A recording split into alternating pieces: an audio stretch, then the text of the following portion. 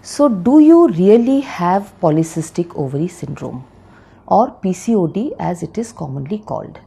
In today's video, I want to draw your attention to the fact that PCOS is a complex disease.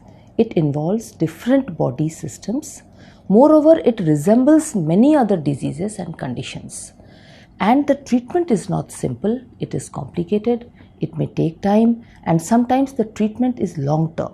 Therefore, the important thing is that diagnosis should be made carefully. So often there is a tendency to diagnose PCOS based on ultrasound or women googling their symptoms themselves. I often have young girls and their parents coming in really worried, thinking that they need operation for their cysts. So please do not brand yourself as PCOS and PCOD unless you're very sure and it is properly diagnosed. So today in this video, let me explain to you in very simple language how PCOS is usually diagnosed. Ask yourself 3 questions.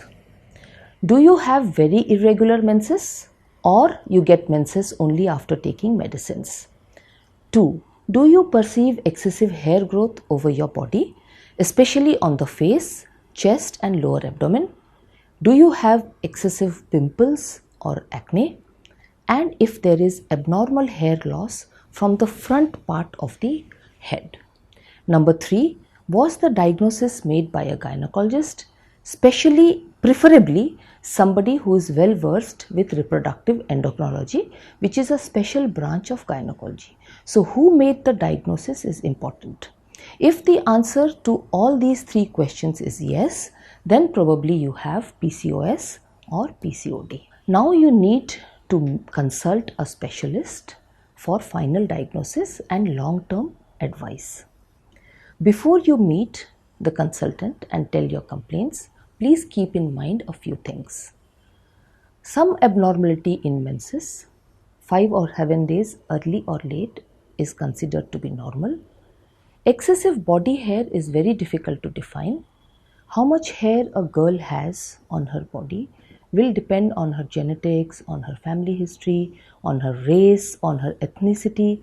For example, North Indian girls may have more body hair than South Indian girls.